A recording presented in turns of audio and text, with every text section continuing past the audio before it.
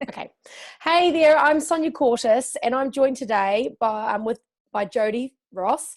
Jodie and I are both specialists in mind body wellbeing, and we are here today because we have the intention to share a series of videos with you all about how to enhance your well-being by understanding firstly why you get sick in the first place, the implications of stress on the body, but then also understanding at a more individual level why certain illnesses and disease occur in the body. And in doing so, our intention is to actually help you sort of empower yourself to work through how you can heal, but also understand that there's no accident and why your body is doing what it's doing. And we've decided to do this series, haven't we, Jodie? Because at the end of the day, what a perfect time to get this message out there with everything we're going through at the moment around the globe. So hello, yeah. Jodie. Jodie is also by Compass trained, such as I, both mental health trained, both super passionate about wellbeing and health for people. So Jodie, g'day. G'day. Hello, everybody. Jodie's in Australia.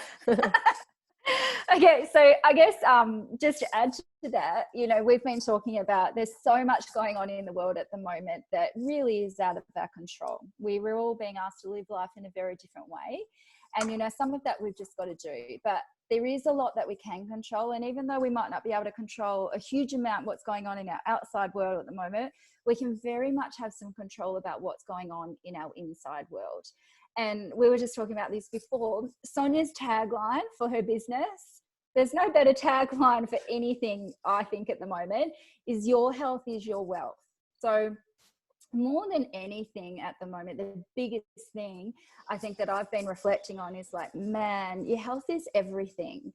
Like, if you don't have your health, you don't get to enjoy the things that give you pleasures, your family, you know, all the things that go wrong, you know, all the stuff that's happening in the world at the moment. It's a big health crisis. So the more you look after your health, then that helps you be able to enjoy your life. So the whole purpose of this series is to help people be wealthy or be wealthy in that area and improve their health and make that a wealthy part of their life. So it needs to start with understanding why we get sick and what we can do about it, because there's so much we can do about it. A lot of this is not out of our control, like, you know, everybody, or a lot of people, and I won't say everybody because a lot of people get it now too, but, you know, we're led to believe that things happen to us, and you and I both know that it's not always that things are happening to us, that there's a lot we can do about it to change it. So the whole purpose of the Body Wisdom series is to help you become wealthy in the area of your health. Perfect. Love it. Yeah. So for today's first video, we're going to purely focus on stress and what it is and the impact of it on our bodies, because at the end of the day, it's quite unavoidable at the moment. And the more you understand it and the more you can see what stress really is about, the more you can empower yourself to do things to overcome it. So we're going to quickly describe what stress is, 6 potential stressors that could cause illness and disease, and then we're going to give you a strategy that you can use to help reduce your levels of stress in an instant. Yeah, so, cool. Jodie, you had a really cool description of stress that you grabbed from online. So I just looked it up before because we have our own idea about what stress is. But this is the Google description. If you look up what is stress, it says stress is the body's reaction to any change that requires an adjustment or response. The body reacts to these changes with physical, mental, and emotional responses. Stress is a normal part of life. Even positive life changes such as a promotion, a mortgage, or the birth of a child produce stress. So I guess to simplify that even further, whenever the body is in some sort of stress, it means that there's a nervous system adaptation. So we can go into stress mode or we can go into calm mode. And we've got a delicate balance of that happening all the time. The body does it without us even thinking about it. But so the trick is to recognize, first of all, what is stress, and then, well, what are your stressors? Because there's a whole host of things that can put the body into stress. And then more importantly, you know, what can you do about it if this is going on for you? So we're all experiencing stress at the moment. I don't think it matters how enlightened you are or how spiritual you are or how much you even know about the body. There's a roller coaster, you know, and some people are in a lot more stress than others. And so, yeah, that's I guess the purpose of this is just let's understand it a little bit more and what we can do about it.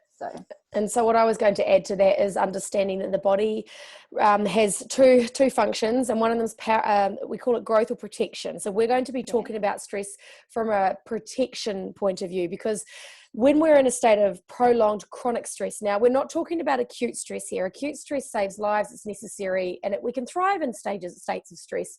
It gets us in a running race, or if we're in a high stress situation where we're in a car accident or something, that functioning is necessary, like the adrenaline in the body to get us out of dangerous situations. Yeah, we're talking here about chronic stress, and that's important to define. Now, when we're in chronic stress, we are in a state of what's called protection. And Dr. Bruce Lipton talks about this in his book, The Biology of Belief, that protection is the necessity to produce certain chemicals in the body, such as adrenaline, to allow us to cope under times of stress.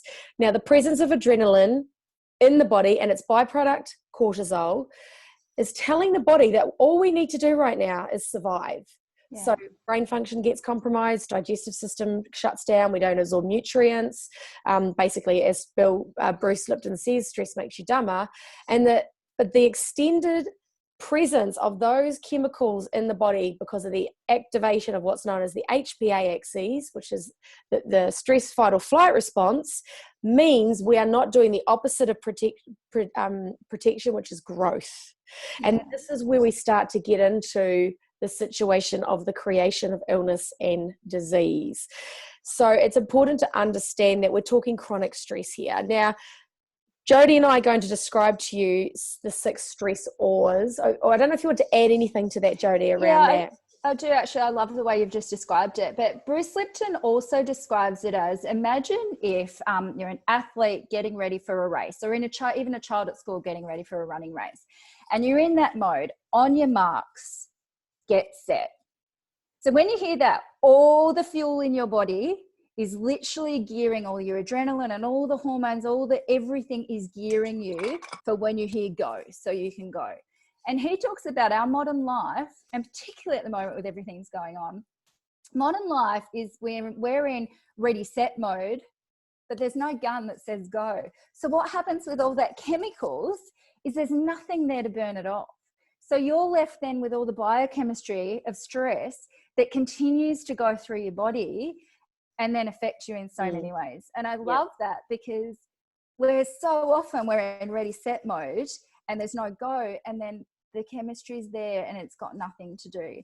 And I think the most important thing for people to get from that is if your body is constantly in stress mode and there's no balance, then their immune system is shut down. And that's what Sonja's talking about with growth and protection.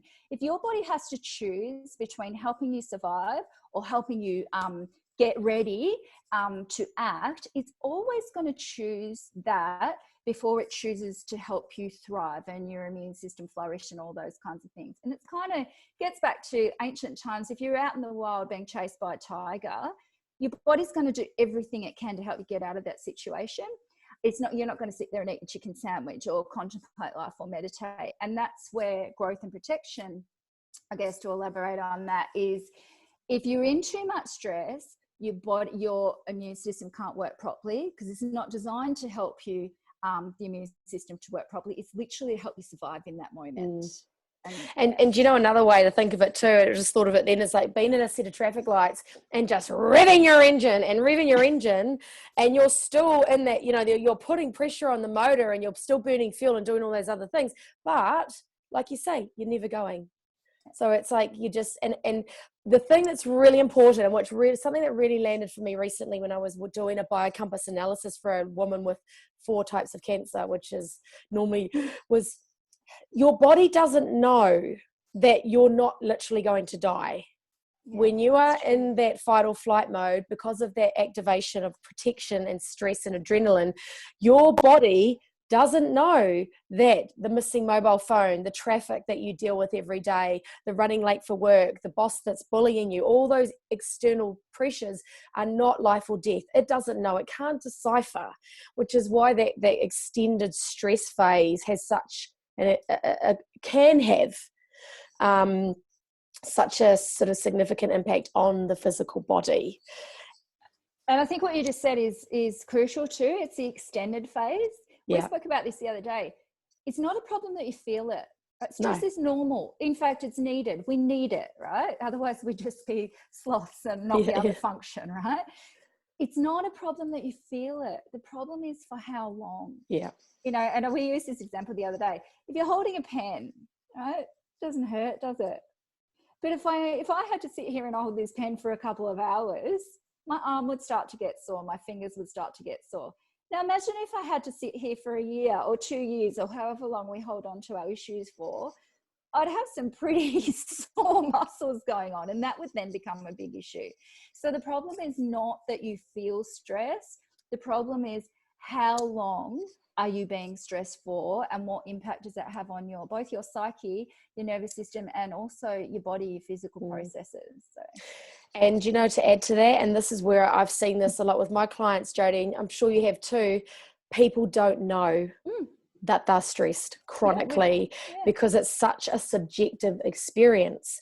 But one of the really quick ways to tell how stressed you are, because back into that growth and protection, which is protection is sympathetic nervous system and growth is parasympathetic nervous system, is often a test of how stressed you are is where you're breathing into your body. Because if you're shallow breathing and you're struggling to take nice deep slow breaths, that's often a sign that you are in an extended stress. You know, you are quite stressed, because it's that you think about it when you're in a state of stress and you're running from a saber-toothed tiger. It's short, sharp breaths to just, and you need that extra oxygen, and that's what that's creating. It's creating the extra oxygen, but then it can be too much. And you know, when I'm talking to clients, because people say, oh yeah, but that situation's stressful. Well, actually, to whom and because of what? And we're going to go into this in a little bit detail now, but stress is not stressful for everyone. What one person finds stressful is not necessarily for another person. And so, you know, to use the excuse that something is stressful is basically, it's based on your own experience of life and your triggers and understanding that. And this series is going to help you see that in greater detail too, and understand that. But we wanted to talk about those 6 stressors, because there are 6 of them from a biocompass meta health perspective that we know that we're looking for when we are helping someone find the root cause of their disease. Because there's not just one, you know, it's not like it's just stress as a general. It's quite specific. So we're only going to cover these very briefly today, and then in our next video we'll go into them in more detail and start to expand out on how these affect the body. So Jodie's really good at explaining this stuff. Sonja and I are both very good at talking, so we could go on for hours and hours. So we're trying to give you bite sizes of information and give you I guess more. That's why we're calling it a series, so we can break it up into little bits. So we don't go on and on. So very briefly today, we're going to share the 6 stressors. We'll break it down even further, and then we're going to give you a quick tip soon.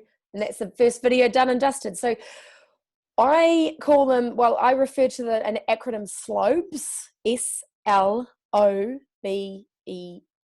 And that's how I remember the 6 stressors. Number 1 is stress in itself. But there are also your lifestyle choices. So Jodie, what would you describe as some lifestyle choices? The food that you eat. You know, that can put stress on your body. Anything that affects your chemicals, anything that affects the chemical process of your body is the potential stressor. Potential. So lifestyle habit, definitely. Your nutrition, exercising, you know, alcohol.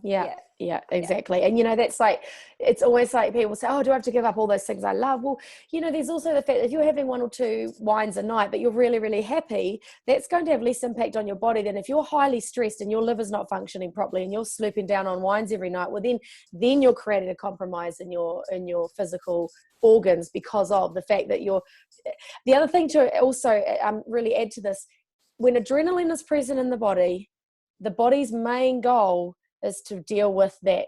It needs to get rid of that adrenaline and cortisol out of the body. And if that's present, then, you know, all those other things are sort of not going to function as well. So we've got stress in itself, we've got lifestyle, then we've got organs. Now this one is interesting because there are instances where there is organ damage. For instance, I use the example, you could probably explain this better than me, Jodie, because you've trained with in America, and it got a bit more understanding. But for me, I understand that the organ issue as a cause of illness and disease is because, say you're a smoker and then you've got emphysema because there's organ damage. But what's another way to describe that? Because that's one that I'm sort of not as clear on. Well, I guess when we're looking at the organ, we look very specifically at the organ tissue. So if somebody does have a lung issue, let's say they've got, well, it's a huge one at the moment actually, but let's say they've got a lung issue, asthma, for example, then you would look at it and go, well, what's going on? How is that tissue affected? What particularly are the symptoms of that asthma? But then you would look at, okay, what could be causing it? Because it's never one thing. It's not generally one thing. So yeah, it can be your emotions create chemical processes, your beliefs create chemical processes. That could be influencing how the lung then reacts. But of course, then that gets back to what you just said about the lifestyle habits. How's your lifestyle habits affecting your organ as well? And I guess in the area that we work with, if somebody does have a physical issue, then we look at that issue and we look at, okay, what are potential stresses here that could be giving you that organ symptom? So that's sort of how that fits into your beautiful little acronym. Yeah. And then slopes, we get to B, and B is beliefs. And this one's a biggie. And it is amazing how powerful, and we know this from the science of epigenetics, above genes. It means going beyond just looking at a gene. Because I know the one thing that comes up when I start talking about this stuff, Jodie, is people go, yeah, but what about your genes? I was born with this genetic. It's in my family's hereditary that we have bowel cancer. Well, guess what? Pretty strong belief. How is that belief supporting you, your health, your beliefs? And Bruce Lipton, again, marvelous man that he is, your beliefs are creating chemical responses that then send messages to the organs and tissues that then allow them to respond in certain ways. So a gene won't express itself unless these 6 potential stressors are also coming in and doing what they're doing. So the fourth thing is beliefs. You want to add anything to that at all?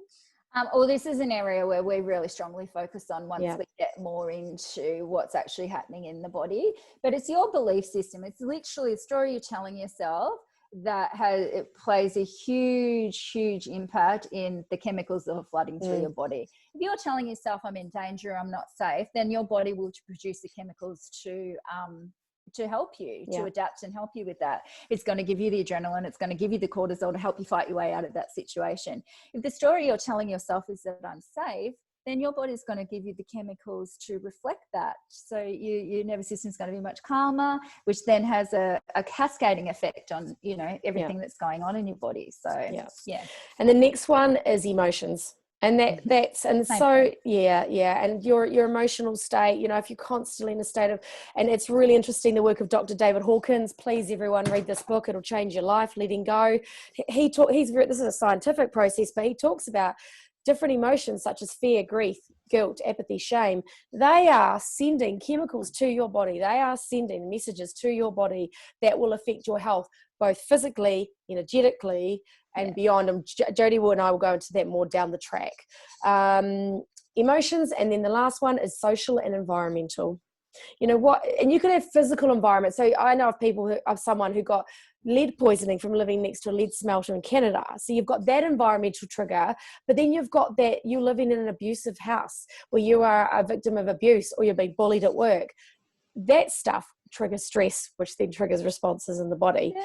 Yeah. And our environment at the moment, you turn on the news and social media and, we've been bombarded with information at the moment, and that's really affecting a lot of people. And, even me, I've been through a roller coaster of emotions too, and I'm sure you have too. It doesn't matter how enlightened you are or how much you know, there's a lot of stuff going on that is putting us all into a state of stress. And I think the biggest thing to understand, whatever one of the 6 stresses is affecting you, they're all kind of affecting you in the same way anyway. They're affecting you in the sense that your nervous system will have a reaction. It's not in balance anymore, and which then shuts down your immune system. And so I guess the biggest thing that we can help people with is, okay, well, what can I do to reset then? If the stress is there, what do I do to reset? Now, some of that requires a lot deeper work, and that's when our tapping and our matrix reimprinting and meditation and all of that comes into it. But there's a lot of there's a lot of things you can do in the moment to help as well. And, you know, even this is what we're going to demo in a minute, just as simple as your breath can help switch your nervous system in from stress mode into relaxed, calm mode, you know, because simply the breath in and the breath out are doing that all day long. So yeah, and conscious breathing and sending that and we're going to, this is our last part of this video today, is one quick strategy. One of the most powerful ones I know, instantaneous, is Soma Breath, and that's that whole switching us from sympathetic nervous system response into para, which is letting the body know I am safe, and I am out of danger. And so Jodie, that's a nice way to look at it, actually. Yeah, I am safe and I'm out of danger. And so this kind of breath, because it's conscious breath, it means you're having to literally stop, slow down, consciously breathe, and changing the rhythm of the breath to allow us to come into a state of calm. So Jodie's going to quickly explain how Soma Breath works, because she does a lot of it. I love it. I do it daily. But the thing, I think you've got to breathe anyway, right? So we have to breathe, or we're not here anymore. So if we can do something simple like alter the rhythm of our breath to literally help increase the energy or increase the stress or calm the energy and bring more safety into the body just by how you alter how you breathe, then that's a pretty quick, simple technique that everybody can do. You know, you can get into lengthier processes if you really want to get properly into Soma Breath. But if you just want just a quick reset, is Sonja's actually I'm going to count her in, and Sonja's going to demo how to do it. So first thing is, Sonja mentioned before about breathing into your belly or your chest. So I find it's easier by putting one hand on your belly and one hand on your chest or your heart space. And when you breathe in, what you need to do is breathe in through your nose. And when you breathe out, is you breathe out through your mouth. Yeah, and try and when you breathe in, sort of breathe into your diaphragm area. And then when you exhale, when you breathe out, just let it all go in a nice, relaxed way. And the trick is here to, when we want to calm, when you want to bring calm into your body, is to extend your exhale. Because the inhale breath, that activates your sympathetic nervous system, which is your on mode or stress, if you like, which we need. But the exhale, that activates your parasympathetic nervous system mode, which is your calm mode, your rest mode, digest mode, and lets your body know you're safe. So if stress is high, this is how you bring in balance, right? So I'm going to count Sonja in. I'm going to count in for 4 and 8, but you can do 2 and 4, you can do 3 and 6. Whatever's comfy for you is the most important, as long as the length of your exhale is extended. Okay, you ready? Okay, so in, 2, 3, 4, out, 2, 3, 4, 5, 6, 7, 8.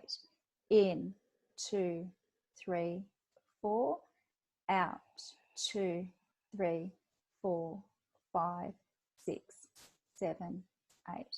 In, 2, 3, 4, out, 2, 3, 4, 5, 6, 7, 8. And we'll just do one more. In, 2, 3, 4, out, 2, 3, 4, 5, 6, 7, 8.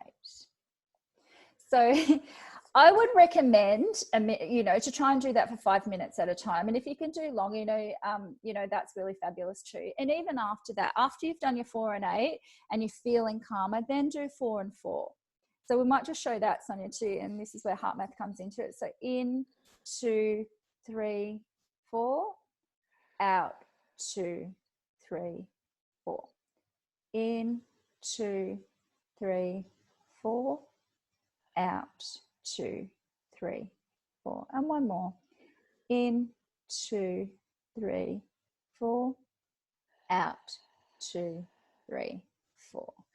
So the idea of doing the extended exhale is that helps bring you back into more balance, bring you back into calm mode. It's excellent. You can do it a couple of times throughout the day, anytime you're feeling stressed or overwhelmed. But also a brilliant time to do it is before you go to bed. You can enhance it further by putting your legs up the wall, because that naturally lowers your cortisol and your stress hormones as well. But even if you just do it 3 or 4 times throughout the day for a minute, it means that you don't have to go from all this mode to then try and coming back down to sleep. right, and trying to get some sort of restful sleep, it means that you've got more of a balance going on throughout the day, and that's much easier for your body to cope with. Right? And, you know, you can feel it. Like, you know, when you do this breathing during the day and you take that, you can almost feel your body saying, thank you. Yeah. Really? You know, and there's things you can do to enhance it. You know, you can bring in color, you can bring in a vision, you can talk to your body. You know, there's lots more we can do for that. But just as a really quick, something simple that you can do for yourself to bring your nervous system back into balance. And at the end of the day, why you're doing that, one is so you feel better. But secondly, your immune system's going to work better. You know, and that's what we all need right now. So if you want to improve your health, you want to improve the way that you feel, it's such a quick, easy thing to do. Yeah, the whole family can do it. You know, you can do, kids can do it, mum can do it, dad can do it, boyfriend can do it, girlfriend can do it, whoever. You know, everyone can do it. And like I said, we've got to breathe anyway. So if you can alter the rhythm to, you know, help yourself feel better, why not? Exactly. Why not? Why not? And the thing is, we're all, it's fun, you know, ironically, everyone's in fear at the moment and they want to feel better. And this is the way to do it. So it's powerful when we take our health into our own hands. So that's our video for today. It's the first of many. It's called There's lots more coming. Yeah, the Body Wisdom series. The next video, we're going to just decipher a few more of those 6 root causes a little bit more, and then go more specifically into that mind-body connection and how that body is responding to what is going on for us in the mind, because we're starting to sort of, you know, really create that link and that understanding between these two things, because that's what's going to empower all of you who watch this to get your health back. Awesome. Hey Jodie, thank you so much for your time. We look forward to seeing you guys again. Share this video. We would love to get more and more people watching this. We appreciate your time and energy. Love and light. And remember, as Jodie and I said at the start, your health is your wealth. And you can find us both on social media, so check us out. Lots of love. Bye. See you, Jodie. Bye.